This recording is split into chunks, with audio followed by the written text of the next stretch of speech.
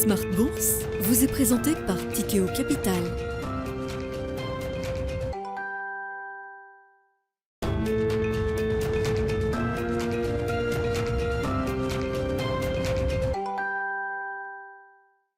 C'est reparti pour Smart Bourse, votre double dose quotidienne de marché en direct sur Bismart. Chaque jour à la mi-journée, 12h30, 13h. Et en fin d'après-midi, la grande édition pendant une heure à partir de 17h en direct, rediffusée à 20h sur Bismart TV.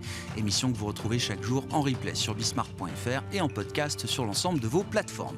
Au sommaire de cette édition ce soir, l'heure de la décision pour la Réserve fédérale américaine. Dernière décision de cette année 2022 pour la Fed et les autres banques centrales qui se succéderont demain, dont la Banque centrale européenne. La Fed est attendue avec une hausse de 50 points de base qui sera confirmée tout à l'heure à 20h.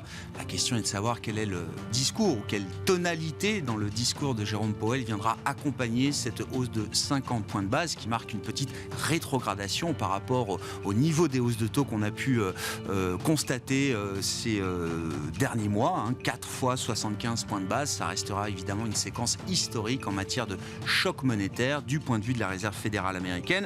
La BCE, partie en retard, n'est pas en reste non plus. 2 fois 75 points de base délivrés dans les derniers meetings et c'est 50 points de base attendus également pour la BCE ce jeudi pour terminer cette année 2022.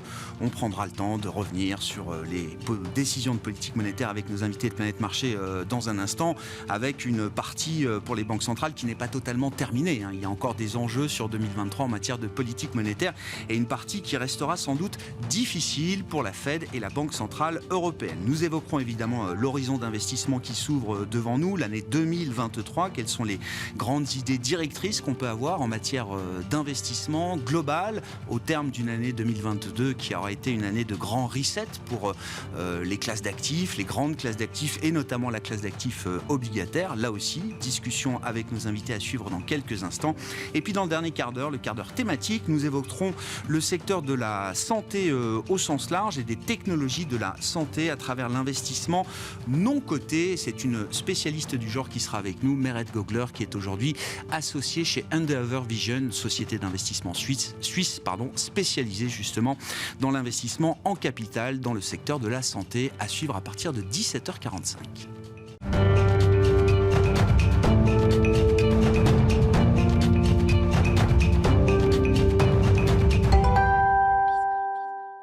Mais d'abord, tendance mon ami, les infos clés de marché. Chaque soir à 17h en direct avec Alix Nguyen. Alix, c'est une petite baisse à l'arrivée ce soir pour les actions européennes. Oui, une ambiance frileuse et prévisible. Les prises de risque se font limiter avant la décision monétaire de la Fed. Pour rappel, le CAC connaissait hier sa meilleure séance depuis un mois sous l'effet du ralentissement plus marqué que prévu des prix à la consommation aux États-Unis.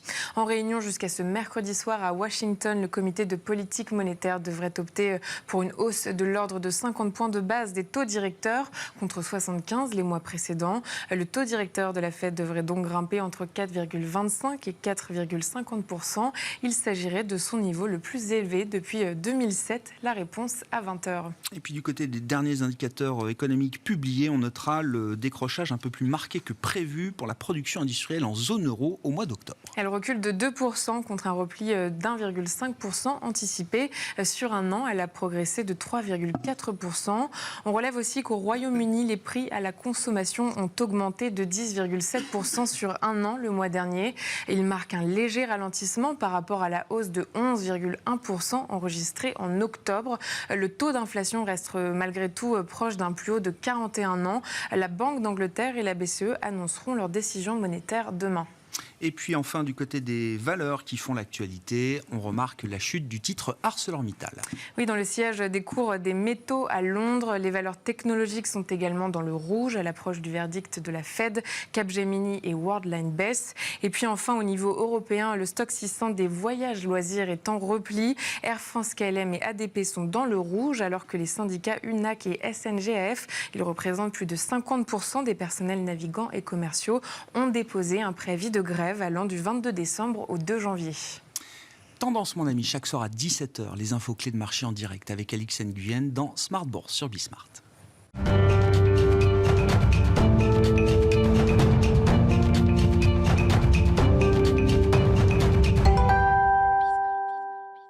3 invités avec nous chaque soir pour décrypter les mouvements de la planète marché. Olivier Ringard est avec nous, directeur des investissements de Neuflis OBC. Bonsoir Olivier. Bonsoir. Bonsoir à Hervé Gouletker qui nous accompagne également. Bonsoir Hervé. Bonsoir Vous Grégoire. êtes Senior Economic Advisor d'Accuracy et François Collet avec nous également. Bonsoir François. Bonsoir Grégoire. Merci d'être là. Vous êtes gérant obligataire chez DNCA Investments. On a peut-être tous un petit dilemme pour ce soir. Est-ce qu'on va suivre la Fed ou France-Maroc Où est-ce qu'il y aura le plus de suspense selon vous, François Collet? Je suis sûr que vous vous intéressez au foot comme tous les gens de marché. Il y aura plus de suspense dans le discours d'un Jérôme Powell ou dans le match France-Maroc? Difficile. Bon, mon métier est quand même plus de prévoir ce que dira Jérôme Powell, et j'avoue que j'ai plus fait mon travail sur la réunion de la Fed, même si je dois avouer que je risque de la regarder qu'en décalé cette fois-ci. Il y aura peut-être moins d'audience que d'habitude pour suivre la conférence de Jérôme Powell. Alors, en France, peut-être. Vue de oui. France. Bon. Quel est le suspense de ce soir alors qui nous attend du côté de la Réserve fédérale américaine une fois que les 50 points de base auront été confirmés, François? Oui, bon, l'enjeu pour Jérôme Powell, ça va être essayer de doucher peut-être un petit peu l'euphorie qui est apparue hier suite à la publication d'un indice d'inflation assez clément pour la Fed. L'idée va quand même être pour Jérôme Powell d'essayer de faire un peu de pushback contre cette idée que la Fed baissera ses taux très rapidement l'année prochaine et de manière assez importante, puisqu'il y a pas loin de 150 points de base de baisse des taux qui sont prévus entre la mi-2023 et la mi-2024, ce qui semble vraiment très important. Donc il va falloir pour Jérôme Powell réussir, malgré le fait de ne baisser que de 50 points de base, donc de ralentir son rythme de hausse de taux, de ne pas donner l'impression que ce fameux pivot monétaire est déjà en train d'arriver, au risque de voir les marchés s'envoler à nouveau, de voir les conditions financières devenir beaucoup moins restrictives, et donc finalement de voir la demande repartir et l'inflation ne pas tant diminuer que ça. Donc il va falloir continuer à montrer que la Fed reste vigilante, qu'une bataille a été gagnée, mais que la guerre n'est pas encore finie. Et donc, je pense qu'il va falloir, de la part de Jérôme Powell, continuer dans la lignée des discours qu'on a pu avoir précédemment. Pas de triomphalisme trop rapide. Comment vous expliquez ce pricing de marché qui persiste, hein? Est-ce que vous décrivez effectivement entre mi-2023 et mi-2024 150 points de base de baisse de taux? C'est pas juste un petit ajustement, c'est l'idée même d'un cycle de baisse de taux que la Fed pourrait entamer dès l'an prochain. Ce pricing de marché, il persiste. Je pars toujours de l'idée qu'il y a beaucoup de gens dans le marché, et beaucoup de gens très intelligents, qui ne sont pas juste des sentimentaux. Et donc j'aimerais bien comprendre le rationnel qu'il y a derrière ces anticipations des investisseurs, encore une fois, qui persistent malgré des discours de Jérôme Powell et d'autres qui tentent de repousser ces anticipations. Justement, en fait, ce qui est assez paradoxal, c'est que plus Jérôme Powell va être agressif ou restrictif dans sa politique monétaire, et plus le marché va avoir en tête que oui, la Fed est prête à sacrifier la croissance et sacrifier l'économie pour tuer l'inflation. Et donc, si ça doit arriver, le marché va se dire qu'effectivement, on va avoir une récession aux États-Unis avec une baisse de la demande significative qui va faire baisser l'inflation de manière assez importante également. Et donc, forcément, si on revient sur un rythme de croissance, on va dire... une croissance très faible en 2023, mais sur un rythme de croissance qu'on peut imaginer à 1% au-delà à partir de 2024, et puis une inflation qui revient aux alentours de 2, les taux n'ont plus rien à faire à 5. Et donc le marché se dit, deuxième partie de l'année 2023, pendant toute l'année 2024, la Fed va baisser pour revenir d'un point haut qui est estimé aujourd'hui légèrement en dessous de 5 à un point bas qui devrait se situer début 2025 légèrement en dessous de 3%. Après, on n'achète pas ces anticipations de marché, mais effectivement, le marché a ça en tête aujourd'hui. Je pense qu'il y a une chose, moi, qui me semble assez peu réaliste, c'est une décrue si importante à la fois de la croissance et de l'inflation. Je pense que le principal problème qu'il y a au niveau de la croissance aujourd'hui, au niveau de la demande, c'est justement l'inflation. Et que si on a cette décrue de l'inflation, qui quand même, sur lequel on a quand même de bons espoirs, ça devrait redonner du pouvoir d'achat aux ménages et ça devrait permettre finalement à une croissance économique de tenir peut-être mieux que ce qui est attendu par le marché aujourd'hui.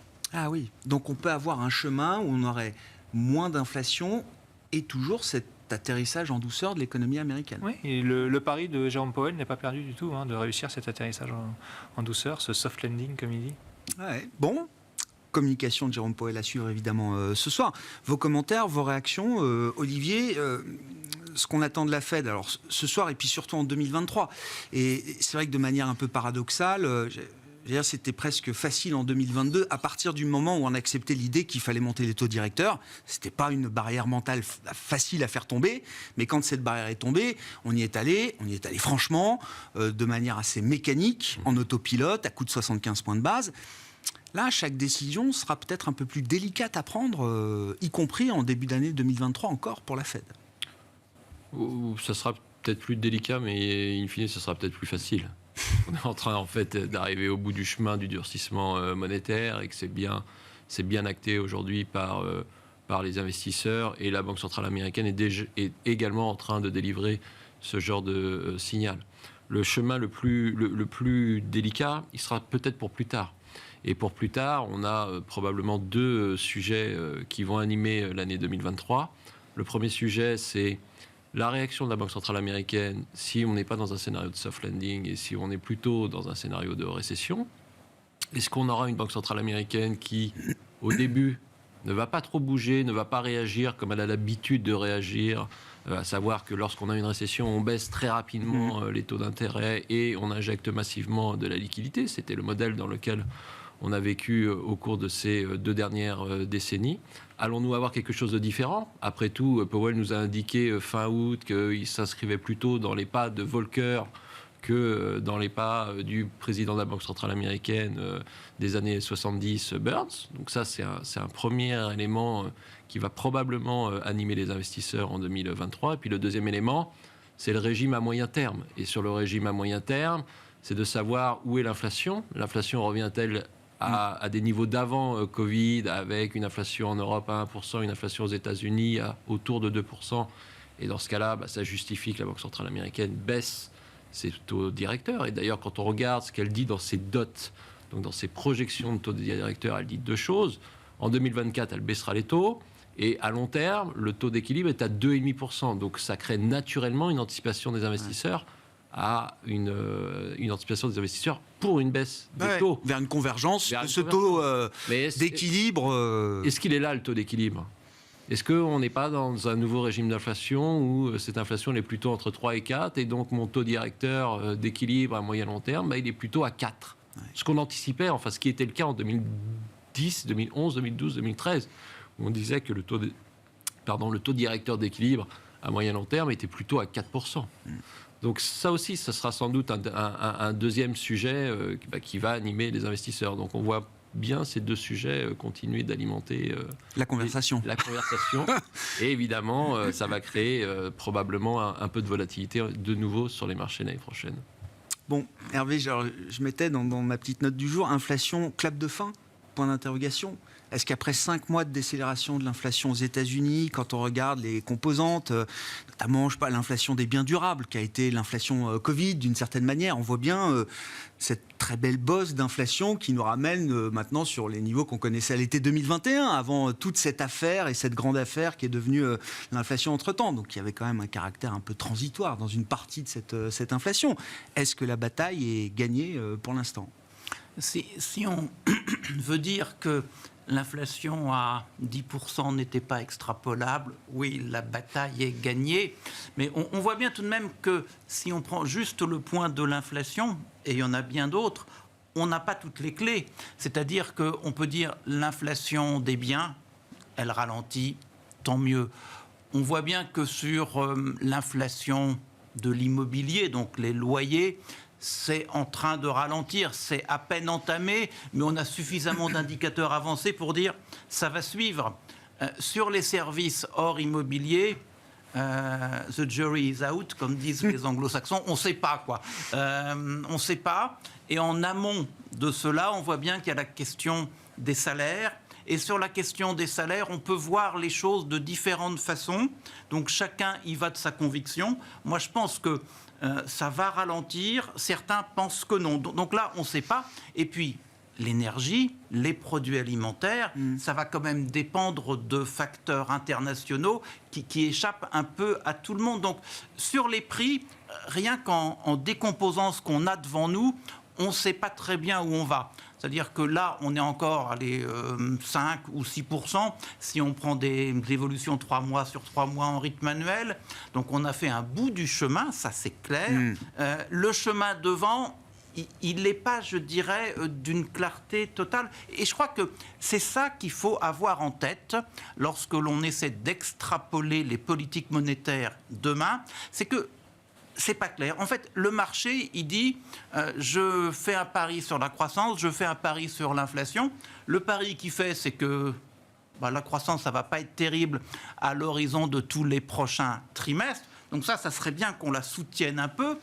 La condition nécessaire, c'est que l'inflation reflue et on fait le pari qu'elle va refluer vers 3. Donc 3 sur l'inflation, entre 0 et 1 sur la croissance. On ne va pas maintenir des taux des fonds fédéraux autour de 4,5. C'est QFD. Mais en fait, je pense que ce regard, je dirais très diagnostic conjoncturel classique, est un regard un peu court face aux changements et aux interrogations qu'on a sur le monde. En fait, et la Fed le dit, il faut toujours lire Yael Brennhardt, qui est la numéro 2 du board. On pourrait dire, si on voulait faire une comparaison avec la BCE, à la BCE, on a Philippe Lane, qui a le titre de chef économiste, et bien Brennhardt, c'est la chef économiste de la Fed. Et Brennhardt, elle décompose bien tout ça. Elle dit sur l'inflation, bon, elle ralentit très bien, mais jusqu'où ça va aller, on ne sait pas. Elle nous dit, sur la croissance économique, on voit bien que les choses sont en train de changer. On a eu jusqu'à récemment, avant la Covid, une croissance qui était quand même très tirée par la demande. On avait un appareil d'offres super flexible qui s'adaptait très vite. Et on voit bien on a introduit plein de rigidités dans l'appareil d'offres. Donc demain, l'inflation, elle va sans doute marcher autrement qu'elle ne marchait hier. Ça nous fait un équilibre de prix. À quel niveau, on ne sait pas très bien. Et puis, on peut mettre plein d'autres sujets derrière. Et je pense que le champ des possibles sur 2023 est beaucoup plus ouvert que ce que l'on dit. C'est affaire de conviction. Et un dernier point, ne regardons pas trop les dots, c'est-à-dire les projections de la Fed. Je le répète souvent, les projections, c'est jamais que la médiane des avis des braves gens. Ça fait pas un truc cohérent. Ils n'arrêtent pas de s'en plaindre, mais qu'ils arrêtent de publier les dots. Oui, mais avant qu'ils changent... C'est donc, s'ils les publient toujours, c'est bien que c'est un outil de communication qui est pas bon, qui entraîne des incompréhensions, parce qu'on ne fait jamais la politique monétaire américaine sur la médiane des projections. Ça, c'est juste pas vrai. Et donc, en fait...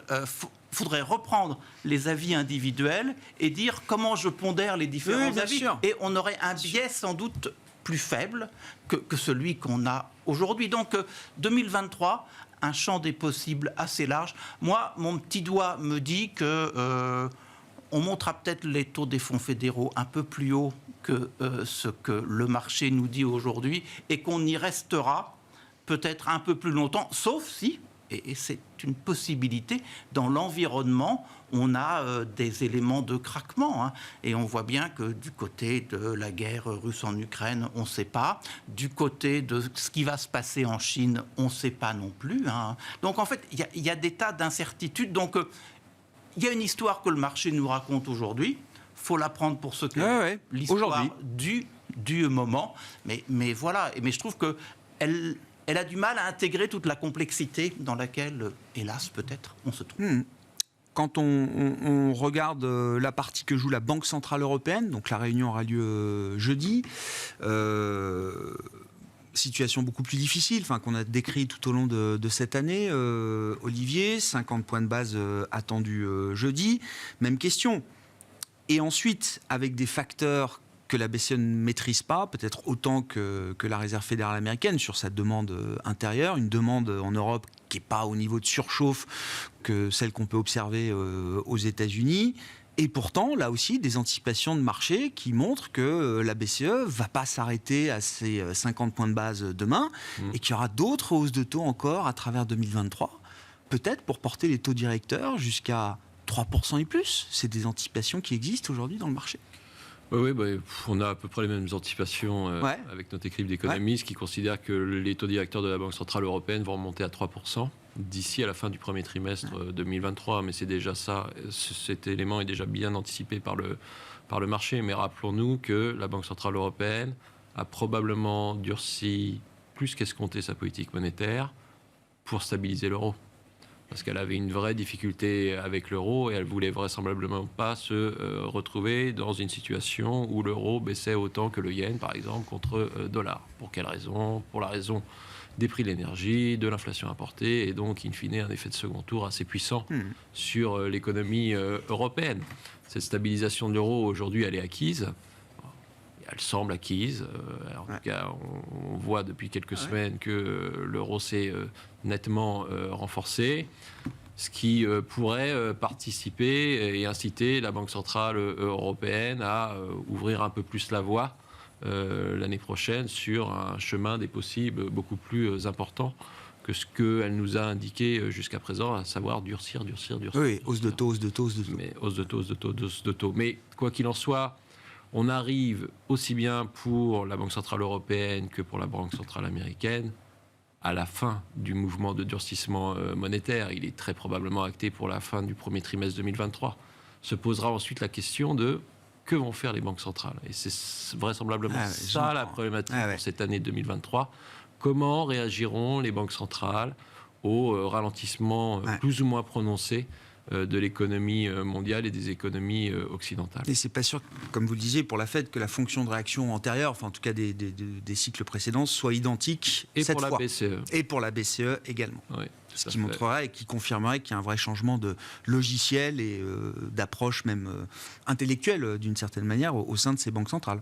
Ah oui, tout à fait. Oui. Tout à fait. Et c'est l'idée que le fameux Fed Put présent pendant plusieurs décennies serait pourquoi pas derrière nous, et ça signifierait évidemment beaucoup de choses pour les investisseurs pour les prochains trimestres et in fine, toutes choses égales par ailleurs, pour reprendre une phrase que les économistes aiment bien, beaucoup de volatilité sur les marchés, en tout cas davantage de volatilité que ce que nous avons eu au cours des dernières décennies. Sur la BCE, François, est-ce qu'on peut imaginer un monde où la BCE continuerait de monter ses taux quand la Fed aurait déjà arrêté, serait déjà en pause et puis, je veux bien qu'on élabore un peu aussi sur l'idée de la réduction du bilan en Europe, qui va arriver. Normalement, c'est la communication importante qui est attendue jeudi du point de vue de la BCE, et comment est-ce que le marché va se débrouiller désormais sans les achats nets de la BCE au regard des montants d'émissions nettes obligataires qui sont attendus l'an prochain. C'est vrai qu'on a eu des nouvelles de ce côté-là, avec la Finanzagur, le trésor allemand, qui nous a annoncé aujourd'hui son programme d'émission à 539 milliards de dollars pour l'année prochaine. On ne manquera pas de Bund l'an prochain. À noter une chose quand même, c'est le peu de confiance qu'a le trésor allemand dans la BCE, puisqu'ils ont une grande augmentation de leur programme d'émission, mais qu'ils réduisent très significativement leur programme d'émission d'obligations indexées sur l'inflation. Donc ils n'ont pas trop envie de payer quelque chose qui est indexé sur l'inflation, ce qui montre quand même peu de confiance. Oui. Mais effectivement, l'année prochaine risque d'être encore difficile sur les marchés obligataires. Alors, en Europe, bien sûr, on part de niveaux de taux qui sont plus élevés, donc on aura déjà des coupons qui seront plus importants, qui permettront d'amortir d'éventuelles hausses de taux. Mais c'est vrai qu'on a énormément d'émissions. La BCE va devoir annoncer cette réduction de bilan. Je pense qu'on n'aura rien de formel à la réunion de demain. Le fait qu'ils en aient parlé, le fait que ce sera annoncé sans doute lors d'une des 2 prochaines réunions. Mais oui, on va se retrouver dans une situation où la BCE va commencer son quantitative tightening en premier ou deuxième trimestre de l'année prochaine. Et a priori, c'est quelque chose qui devrait s'inscrire dans la durée, d'autant plus que la première année 2023, il y a assez peu de remboursement des missions qui sont détenues par la BCE, donc c'est plus un effet d'annonce qu'autre chose. Les vrais effets commenceront à se faire sentir à partir de 2024, à un moment où la Fed, elle, de son côté, arrêtera sans doute la réduction de son bilan, puisque ça fera déjà quasiment 2 ans qu'elle aura... Et elle aura atteint ses objectifs, la Fed, vous dites, a priori, au rythme auquel elle réduit son bilan aujourd'hui, elle arrivera à ses objectifs, parce qu'il faut maintenir quand même une liquidité, un peu de liquidité excessive quand même. Les objectifs en termes de liquidité, oui, elle s'arrêtera au moment où elle verra que la liquidité excédentaire n'est plus suffisante. En termes de niveau de bilan affiché au début, je ne pense pas, parce que je pense que le marché a plus besoin de liquidité que ce qu'on imagine aujourd'hui. Tout à fait. Et puis, entre-temps, le PIB nominal américain, peut-être plus par l'inflation que par la croissance, mais le PIB nominal a bien monté. Donc, il est normal aussi que le bilan de la Banque centrale évolue en ligne avec le PIB. Donc, effectivement, ça va avoir des implications assez importantes. Ça peut avoir des implications sur l'euro-dollar. Mais bon, on en est loin. Mais on risque d'avoir une divergence de politique monétaire avec une Banque centrale européenne en phase de restriction quand la Fed ne l'est plus. Et ça, oui, c'est quelque chose qu'on n'a pas vu depuis très très longtemps, depuis la fameuse erreur de politique monétaire de Jean-Claude Trichet en 2011. Et ça fragilise le marché obligataire européen.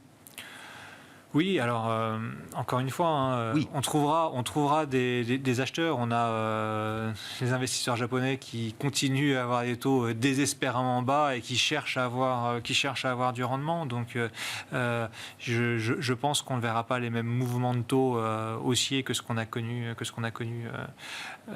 cette année. Mais oui, je pense que la trajectoire est toujours haussière sur les taux d'intérêt et qu'on peut tout à fait avoir un 10 ans allemand toucher les 3% à un moment dans l'année prochaine. Au courant de l'année prochaine, c'est vraiment quelque chose qu'il faut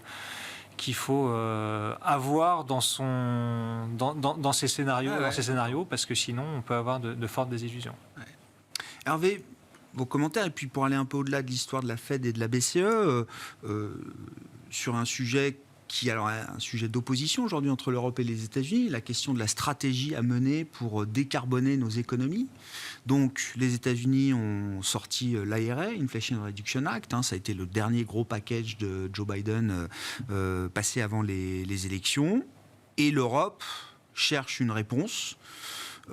Est-ce qu'il faut mener des politiques de représailles commerciales à l'OMC, comme on pouvait le faire traditionnellement dans le monde précédent? Est-ce qu'il faut se mettre au diapason de ce que font les États-Unis? Est-ce qu'il faut essayer d'être au plus proche possible de la stratégie américaine? Comment vous regardez effectivement deux stratégies qui semblent pour l'instant ne pas être forcément au diapason, avec d'un côté des subventions massives aux États-Unis, ça c'est le choix politique qui est fait, et de l'autre en Europe, il y a toujours des subventions, en Europe ça existe évidemment, il y a un plan Next Gen EU, etc. Mais la réponse pour l'instant c'est la taxe carbone aux frontières, le mécanisme d'ajustement carbone aux frontières, et puis peut-être demain un plan européen sur une réforme peut-être des soutiens et des subventions aux États, partant du principe que ces subventions doivent soutenir la transition énergétique. Qui se donne les meilleures chances aujourd'hui de réussir dans cet objectif impérieux de décarboner nos industries et nos économies?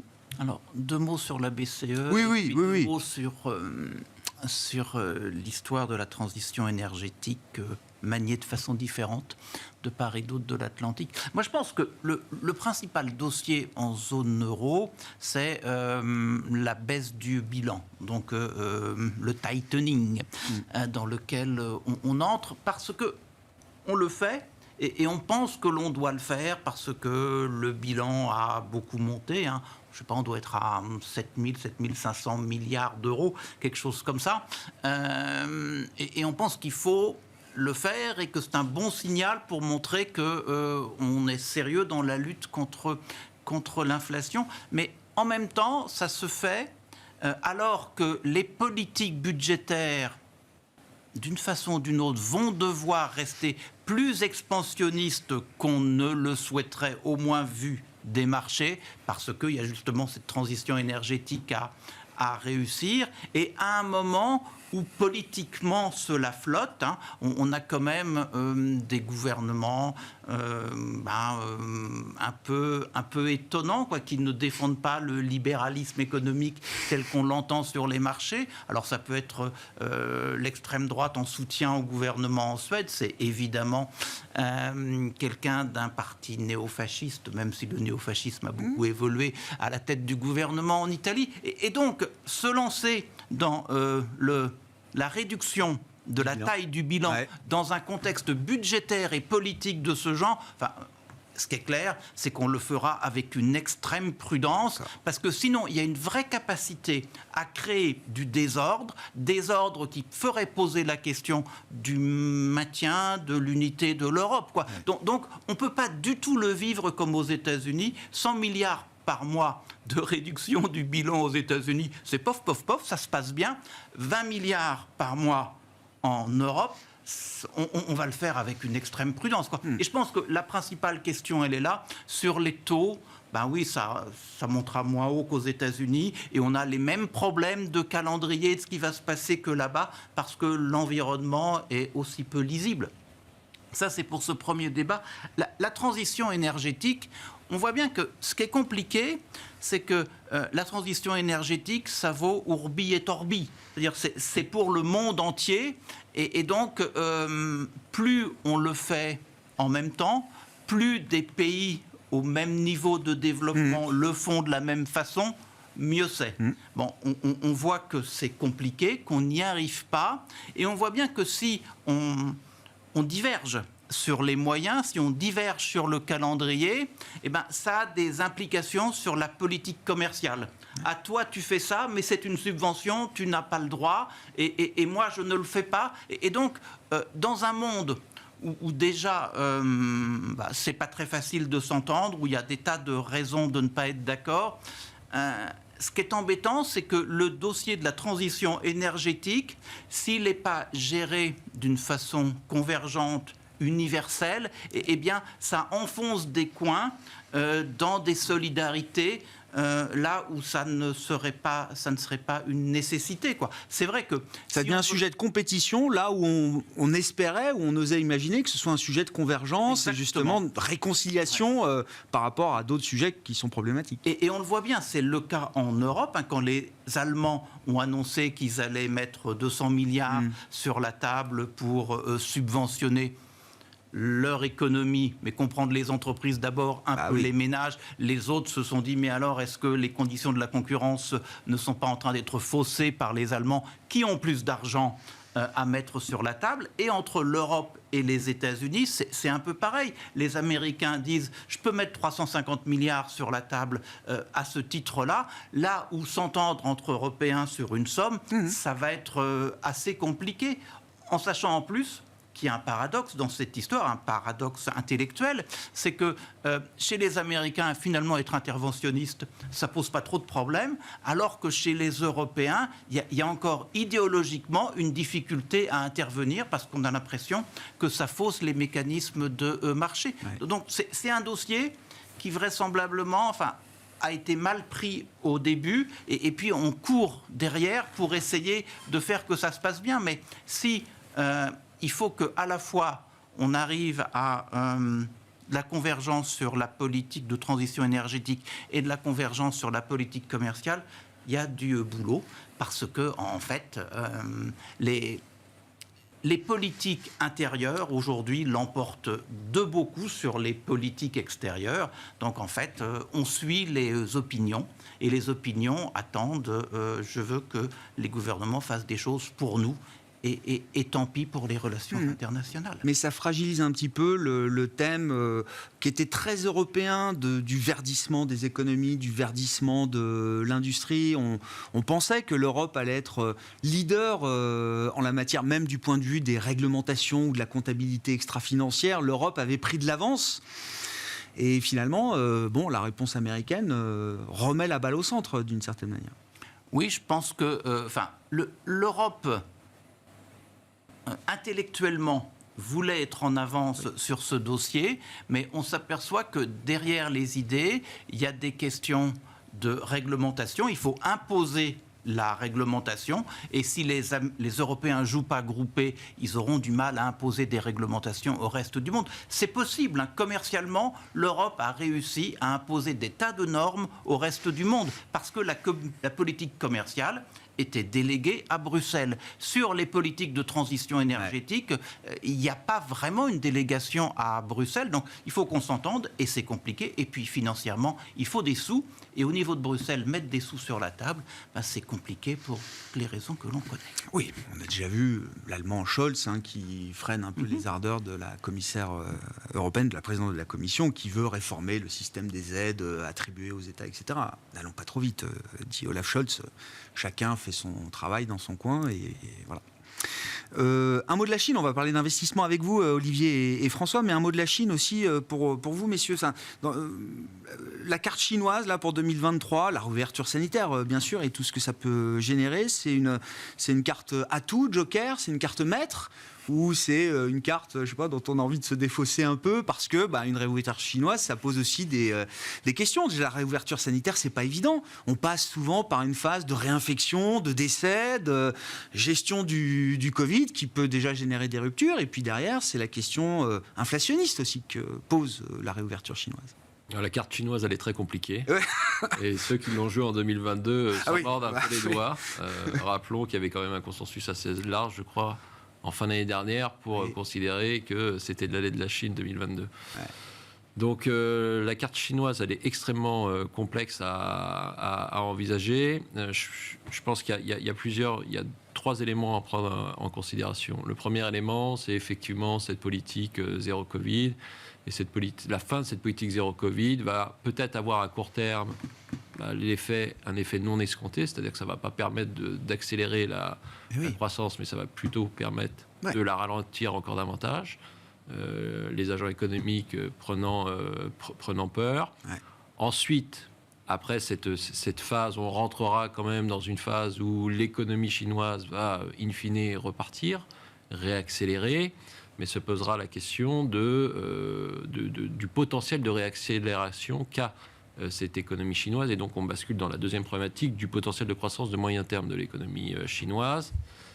Et là, on est moins à l'aise avec ce potentiel de croissance parce que l'économie chinoise doit gérer son énorme bulle de crédit qui s'est constituée au cours de ces 15-20 dernières années et dont l'élément le plus criant est sa bulle immobilière.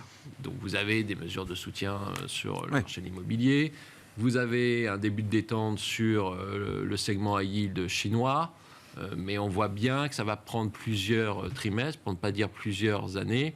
Et c'est la raison pour laquelle on imagine mal l'économie chinoise pleinement repartir au cours de ces prochains trimestres. Et puis le dernier élément, c'est l'impact ou c'est la relation États-Unis-Chine, qui est quand même une relation là aussi éminemment complexe. On est plutôt dans une opposition qui semble structurelle. Et d'ailleurs, cet élément structurel est probablement un moteur à un peu plus d'inflation dans le système pour les prochaines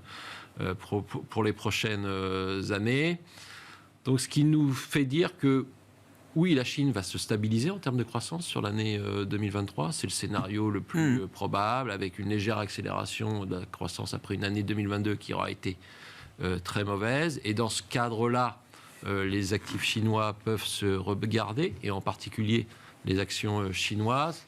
Mais quand on regarde, pour notre part, la politique d'investissement que l'on a aujourd'hui, c'est une neutralité sur les actions émergentes et une neutralité sur les actions chinoises. On n'a pas envie de surjouer cette carte chinoise. On la prend, on la regarde, mais on reste quand même prudent. Ouais. Voilà. Quelle va être l'influence de la Chine, de l'économie chinoise, de sa réouverture qui commence là en ce moment dans le jeu des marchés, notamment en 2023, selon vous, François ? D'abord, je pense que c'est quand même une bonne nouvelle pour l'économie mondiale, parce qu'on va se retrouver effectivement avec une relance de la consommation. Le consommateur chinois a fait défaut quand même cette année. Et ça, c'est une des raisons qui fait que nous, on voit une économie mondiale éviter la récession, le fait que la Chine redémarre l'année prochaine. Après, pour ce qui est de l'investissement, c'est plus compliqué dans le sens où cette année, moi, il y a quelque chose qui m'a beaucoup marqué, c'est le défaut forcé de la Russie. On pouvait, fin d'année dernière, indépendamment de toute considération politique, penser que les obligations souveraines russes étaient peut-être, en tout cas la qualité de crédit de l'État russe était peut-être même supérieure à la qualité de crédit de l'État français. Peu d'endettement, des excédents commerciaux, une balance budgétaire assez bonne. Donc, nourri par la rente gazière pétrolière, bien sûr. Évidemment. Mais les métriques étaient excellentes. C'est un peu l'idée. Est-ce que se dire aujourd'hui, est-ce que les Saoudiens pourraient faire faillite, ça paraît assez peu probable. Et quand on regarde, et donc ce dont on s'est rendu compte, c'est que pour des considérations politiques et uniquement politiques, on pouvait détruire le marché financier d'un pays et interdire tous les investisseurs européens ou américains d'investir dans ce pays. Et aujourd'hui, nous, on aura de toute façon une approche plutôt prudente sur la Chine, pas forcément pour des considérations économiques, mais pour ces considérations de le risque extrême de voir effectivement de cette séparation qu'on pourrait avoir entre un rideau de fer financier entre les économies des pays développés qu'on connaît et puis les économies l'économie chinoise et puis d'autres pays potentiellement également, qui ferait que on se retrouvait avec tous nos avoirs gelés là-bas. Et donc c'est pour ça que de toute façon dans une allocation d'actifs on va plutôt être prudent, même si la bourse chinoise est peu chère, même s'il y a peu de chances que ce rideau de fer tombe l'année prochaine, mais si on réfléchit sur le moyen terme, et on préfère jouer la prudence. Pour un investisseur occidental, il y a une nouvelle prime de risque, un nouvel étage de prime de risque structurel là, qui doit s'installer qui existe pour l'investisseur chinois vis-à-vis des investissements chez nous également. C'est à double tranchant. Intéressant, hein. C'est vrai que oui, on a détruit politiquement la signature d'un État comme ça en claquant des doigts. Enfin, il se l'est détruit tout seul. Hein. Oui, bien sûr. Sur la Chine, c'est Vladimir Poutine qui a envahi l'Ukraine. Il n'y a pas de doute là-dessus. Il faut bien se dire que Poutine, juste avant l'invasion, il avait gagné.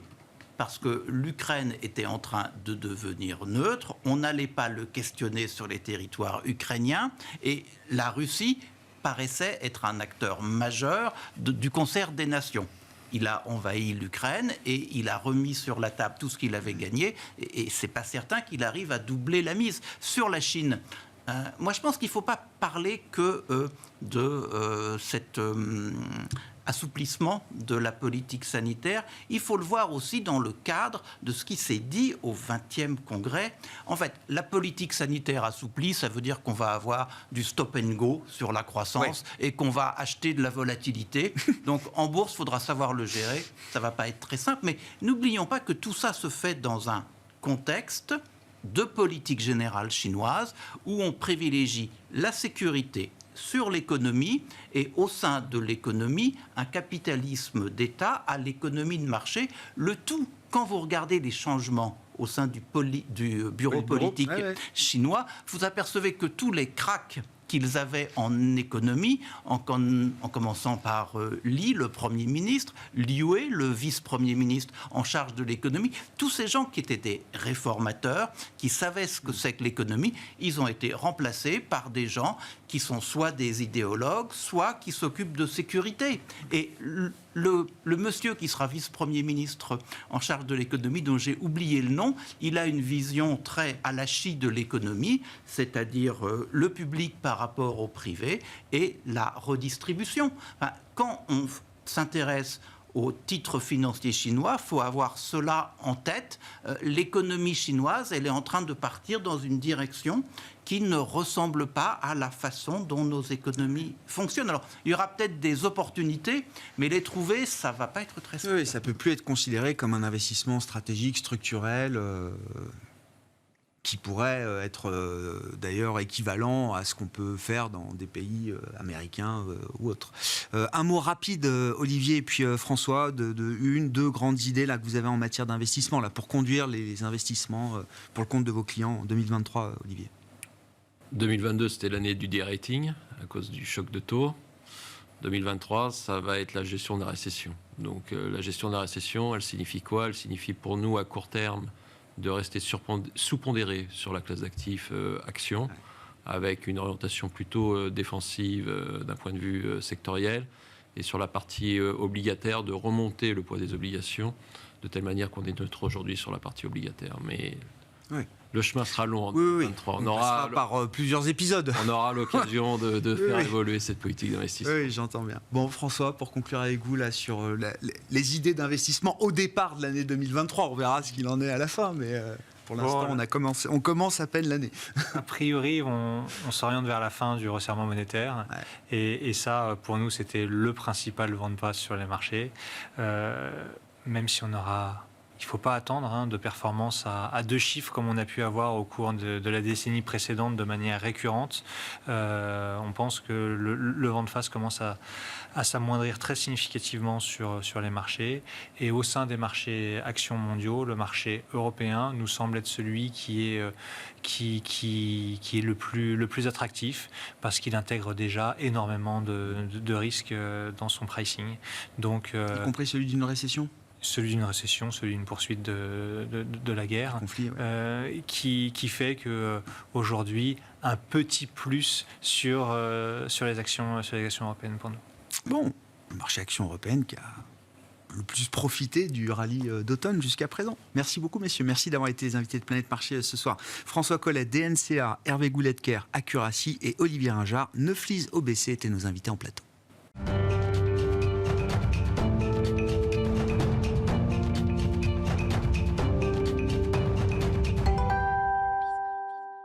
Le dernier quart d'heure de Smart Bourse chaque soir, c'est le quart d'heure thématique. Le thème ce soir, c'est celui de l'investissement dans la santé et dans les technologies de la santé. Je suis ravi d'accueillir une grande spécialiste de ce thème, Mérette Gaudgler, qui est avec nous en plateau ce soir. Bonsoir Mérette. Bonsoir. Merci beaucoup d'être là. Ravi de vous retrouver. Alors sous une nouvelle bannière, vous êtes associé chez Endeavour Vision aujourd'hui. Je vous ai connu dans d'autres maisons et vous investissiez dans le thème de la santé, mais dans les marchés cotés, dans les marchés liquides. Aujourd'hui, Endeavour Vision est une maison de private equity, en tout cas qui accompagne l'investissement en capital dans des entreprises du domaine de la santé, des technologies de la santé, de l'innovation qu'on peut apporter dans ces métiers de la santé au sens large, Mérette. Est-ce qu'on peut revenir un petit peu sur les qualités fondamentales, stratégiques du thème de la santé? Et est-ce que c'est un bon moment pour des investisseurs que vous conseillez peut-être de se renforcer sur ce thème de la santé en général aujourd'hui? Bien sûr, effectivement. On voit aujourd'hui qu'on est en train de traverser actuellement une période historique, point de vue manque de visibilité sur la croissance attendue BIP. Néanmoins, prenons un pas en arrière, en dehors des derniers vestiges de rebond post-Covid, des perspectives de récession sur certains marchés importants, l'image qui s'affiche de la croissance au moyen terme est loin d'être très optimiste. Donc on est plutôt bien parti pour retourner dans un cadre de croissance faible qui, lui, est un phénomène vraiment de plus longue date. Et dans un cadre tel, les investisseurs en quête de croissance n'auront pas le choix, mais de se retourner à nouveau vers des thèmes structurels. Et pour être clair, les secteurs qui affichent aujourd'hui une croissance structurelle qui est durable, qui est consistante, sont pas nombreux. Sautent à l'œil avant tout la santé et la technologie. Et on est d'avis que la santé, spécialement, s'avère très attractive parce que c'est un secteur qui est bien diversifié et qui a un moteur de croissance, justement, qui est éminemment durable. à travers quoi? Le vieillissement de la population, à travers le progrès technologique, la digitalisation. Qu'est-ce qui fait la force de ce thème pour vous, historiquement, Meret? Alors déjà, un des moteurs de croissance sous-jacente de la demande, comme vous l'avez évoqué, c'est la démographie. Ouais. Après vient se surimposer, toute nouvelle technologie inclut la digitalisation pour réduire les coûts. Parce qu'on est quand même dans une dynamique où les coûts avec la démographie sont en train d'exploser. Qu'est-ce qu'on peut dire du timing? Toujours intéressant le timing, même si d'ailleurs quand on est dans la partie non cotée, comme vous désormais, Meret, la question du timing est peut-être moins cruciale que l'investisseur sur les marchés liquides. Timing is crucial, comme on dit effectivement quand on est investisseur. Mais qu'est-ce qu'on peut dire justement des fondamentaux du moment de ce thème de la santé par rapport aux valorisations? C'était la fin du débat précédent. 2022 a été l'année quand même du grand de-rating, y compris pour des thèmes séculaires comme celui de la santé. Absolument. Comme on l'a évoqué, la santé est un secteur de croissance. Et en tant que tel, il a été fort vulnérable à cette compression de multiples qui a accompagné la hausse des taux agressifs qui marque cette année 2022. Maintenant, dans ce contexte-là, il est important de noter qu'on est d'avis que cette première étape de correction sur les marchés est largement derrière nous et de voir à partir de là, le secteur de la santé est beaucoup moins vulnérable à une potentielle prochaine étape de correction sur le marché qui est celle de la révision à la baisse des profits des entreprises. Ouais. C'est un secteur qui non seulement typiquement s'avère d'être résilient en période de récession, mais c'est également un secteur qui d'ores et déjà a été frappé doublement par ces taux d'inflation élevés, parce qu'il affiche en fait une force de prix qui est relativement faible à court terme comparée à d'autres secteurs. Ouais. Et on a vu ici que le secteur a été pris en otage, en fait, davantage d'une partie par des chaînes d'approvisionnement qui sont très, très rigides, et de l'autre côté, d'une forte inflation sur les salaires. Aujourd'hui, heureusement, on commence à voir les premiers signes, surtout aux États-Unis, qui reste notre pôle d'investissement primaire, qui a une détente sur l'approvisionnement, mais aussi une détente sur les marchés du travail du secteur de la santé. Qu'est-ce qui fait l'intérêt de l'investissement non coté ? Et encore une fois, vous avez connu les deux, Meret. Qu'est-ce qui fait l'intérêt d'investir dans la santé avec des stratégies non cotées, justement, de private equity, de growth equity, de venture capital? Alors, c'est très facile. D'une partie, j'ai appris lors de ma carrière dans le coté que, certes, les points d'entrée ont l'air très évidents, souvent, mais ils restent extrêmement difficiles à optimiser. D'autant plus qu'on voit que les investisseurs sembleraient avoir pris goût à jouer des cycles quand même extrêmement courts de rotation sectorielle avec ce jeu de fermeture, réouverture, Covid. Dans le privé, certes, on doit afficher un petit peu plus de patience pour ce retour à des valorisations normalisées. Mais en revanche, on peut s'attendre ou espérer à pouvoir profiter d'une période plus prolongée, plus étendue de points d'entrée qui sont un petit peu plus opportunistes. Oui, je comprends. Oui, c'est plus facile de lisser son point d'entrée quand il faut avoir des horizons d'investissement, mais qui sont parfois, je ne sais pas d'ailleurs, pour le thème de la santé dans le non-coté, qui sont quoi, de 10 ans, parfois plus peut-être On vise plutôt les 3 à 5. Les 3 à 5. Mais voilà, c'est toujours un petit peu difficile à prédire. Ouais. On voit aujourd'hui que certes, l'allocation des investisseurs dans l'illiquide est encore en partie retenu par ce coût d'opportunité potentiel.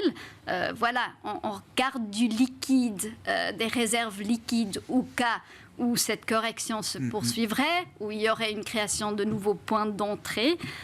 Ceci dit, on voit quand même un intérêt très soutenu pour ces actifs illiquides, surtout aussi dans le cadre, comme on en a discuté, de complémenter et d'étendre cette exposition sectorielle. Et en outre, on n'a qu'à ajouter un levier financier plus tendu aujourd'hui sur les transactions qui sont du capital investissement. Et on se retrouve aujourd'hui avec un intérêt grandissant pour ce qu'on fait nous, le capital risque d'une certaine maturité. Quels sont les grands thèmes et les grands champs d'opportunités que vous avez identifiés aujourd'hui dans le domaine de la santé pour le futur et pour demain, Merete ? Alors, à nos yeux, le défi de l'innovation dans la santé, certes, c'est l'amélioration des soins qui sont apportés, mais au-delà de ça, et plus important encore, c'est vraiment une réduction des coûts qui est absolument primordiale. Et cette dernière peut être effectuée, par exemple, par un pari pris dans des technologies opérationnelles qui sont peu invasives, une prise en charge qui est disciplinée, ou encore des diagnostics améliorés. Et dernièrement, peut-être, comme exemple, et là, une leçon de pandémie importante, une gestion plus soigneuse et plus effectif du personnel de la santé. Et dans ce contexte, peut-être, j'aimerais bien évoquer une société, un investissement qu'on a aux US, une société qui est engagée dans le recrutement des aides hospitalières dans le secteur des centres de rétablissement à court terme. Une société nommée Intellicare qui a vu ses revenus se multiplier de près de 10 fois sur une période de moins de 3 ans, s'affiche aujourd'hui à quelques centaines de millions et qui a réussi à franchir ce cap de valorisation licorne, en fait, lors de son dernier tour de financement. Qu'est-ce qu'elle apporte, cette société, au modèle économique, justement, des établissements de soins ou des centres de rétablissement, Merete ? Elle a amené un mode beaucoup plus efficace et dynamique pour être capable de recruter à court terme du personnel qui manquait dans des endroits très stratégiques dans ces sociétés qui sont justement des centres de rétablissement hors hôpital.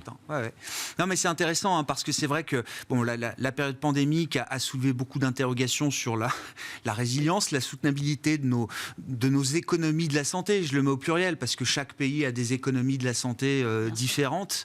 Mais oui, c'est des modèles économiques qui doivent être améliorés aujourd'hui, rationalisés. Il y a un travail énorme à faire de ce point de vue-là pour pérenniser ces modèles économiques autour de la santé, c'est ça ? Absolument. Ouais. Tout en étant, encore une fois, soigneux avec le personnel. Parce que le personnel s'est avéré très rare. Et bien qu'on voit aujourd'hui une légère détente, encore une fois, sur ce marché du travail de la santé, au moins aux États-Unis, la pandémie nous a quand même démontré que, c'est un point faible. Oui, un point majeur à prendre en compte aujourd'hui, une faiblesse qu'il faut réparer. À quoi est-ce qu'il faut faire attention quand on investit aujourd'hui, notamment dans le non-coté, Merete, avec un environnement financier qui a complètement changé, puisque l'argent coûte à nouveau quelque chose, ce que toute une génération n'a pas connu, par exemple, Merete. Et donc, j'imagine que ça change quand même beaucoup de choses dans la manière dont on investit. À quoi est-ce qu'il faut faire attention aujourd'hui et quelle est la logique de l'investisseur non coté, effectivement, dans un monde où les paramètres financiers sont désormais différents ? Alors, reprenons peut-être ces sociétés Intellicare dont on vient de parler. Je vous ai dit, elle a franchi le cap, donc la valorisation du milliard, c'est ça, lors du dernier tour de financement. Ce qui est important, c'est qu'on a investi à une multiple qui était extrêmement raisonnable et on s'attend pleinement à faire notre sortie de cet investissement également à une multiple qui sera très raisonnable. Donc, on a nullement misé sur une expansion des multiples. Tout au contraire, toute la génération de valeur entre deux en cours de route s'est faite par cette explosion des revenus très très importants. C'est une création de valeur fondamentale. Fondamentale. Et il va sans dire, bien entendu, comme vous l'avez évoqué, qu'aujourd'hui, la discipline sur les valorisations, c'est d'autant plus important. Maintenant, on espère l'avoir affiché de manière consistante déjà bien auparavant. Ce qui est important, c'est d'ailleurs, comme vous l'avez dit, on a passé d'un régime où on avait sur plus d'une décennie un coût du capital à 0, et là un environnement où l'argent coûte de l'argent. Donc on est de loin à être les seuls à prêter beaucoup plus attention au modèle financier sous-jacent de ces sociétés. Donc c'est important, et là où on est très vigilant, pour être complètement transparente, c'est surtout là où on voit des barrières à l'entrée qui sont faibles, des profils de marge qui sont opaques, qui sont peu prévisibles, et surtout, et ça c'est important, des injections de capital abondant lors de cette dernière bulle. Merci beaucoup Mérette, merci pour cet éclairage sur le thème de la santé et de l'investissement non coté. C'est l'expertise qui est la vôtre aujourd'hui. Mérette Gogler qui était avec nous, associée chez Endeavour Vision, invitée du quart d'heure thématique de Smart Bourse ce soir.